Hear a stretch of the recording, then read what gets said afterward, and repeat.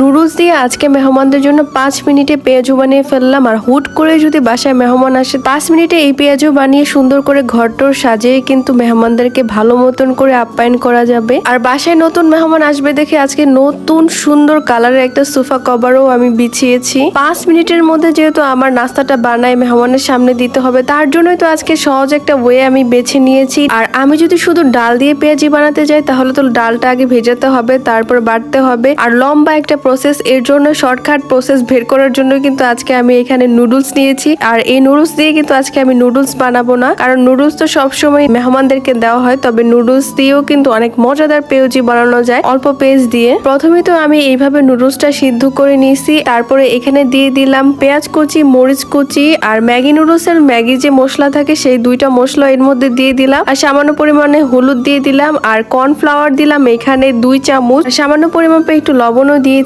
তারপর ভালো করে মাখিয়ে নিয়েছি।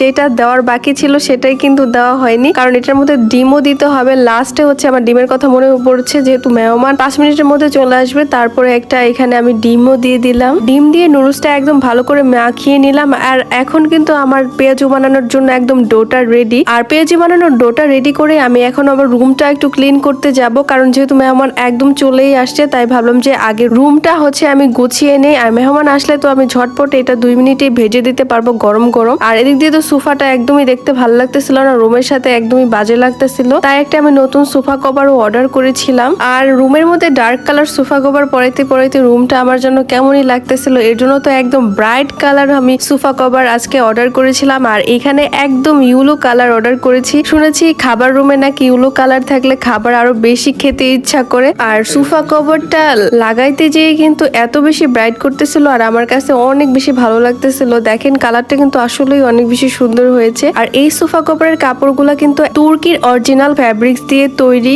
আর এখন তো বাজারে অহরহ নকল ফ্যাব্রিক্স এর হচ্ছে সোফা কভার বের হয়েছে, আর এটা কিন্তু একদমই অরিজিনাল তুর্কির একটা সোফা কভার। এই সোফা কভারের ব্যাগের মধ্যে কিন্তু তুর্কির মালিকের হচ্ছে ছবি আছে, আর তাদের সোফা কভারের মধ্যেও কিন্তু মালিকের একটা অরিজিনাল স্টিকার আছে, এটা কিন্তু দেখে নেবেন আপনারা। আমি এই অরিজিনাল তুর্কির সোফা কভার গুলো নিয়েছিলাম এনএস ফ্যাক্টরি ফেসবুক পেজ থেকে। আপনারাও চাইলে কিন্তু তাদের কাছ থেকে এরকম অরিজিনাল ইম্পোর্টেড সোফা কভার গুলো অর্ডার করতে পারেন। তাদের পেজ লিঙ্কটা কিন্তু আমার ভিডিওর ক্যাপশনে মেনশন করা থাকবে, আর স্ক্রিনে থাকা এই হোয়াটসঅ্যাপ নাম্বার থেকেও এই সোফা কভার গুলো অর্ডার করতে পারেন। তাদের সোফা কভার আপনারা যদি পারচেস করে থাকেন 1 বছরের মতন আপনারা রিপ্লেসমেন্ট গ্যারান্টি পাবেন। যদি কোনো সোফা কভারের আপনার কাপড়ের ফ্যাব্রিক্সের কোনো ভুসকা উঠে বা কোনো কালার চলে যায়, তাহলে কিন্তু আপনারা তাদের কাছ থেকে রিটার্ন করে আবার নতুন প্রোডাক্ট নিতে পারবেন। আর দেখেন সোফাতে সোফা কভার গুলো লাগানোর পরে এত বেশি সুন্দর লাগতেছিল, আর হলুদ কালারটা মাশাআল্লাহ আমার সোফাতে কত সুন্দর ফুটেছে, তাই না? আর মেহমান যেহেতু চলে আসছে এর জন্য কিন্তু ঝটপট করে আবারও আমি এই পেঁয়াজুগুলা ভাজতে চলে আসলাম। আর পেঁয়াজুগুলো আমি ঝটপট করে তেলের মধ্যে ছেড়ে দিলাম, আর এখানে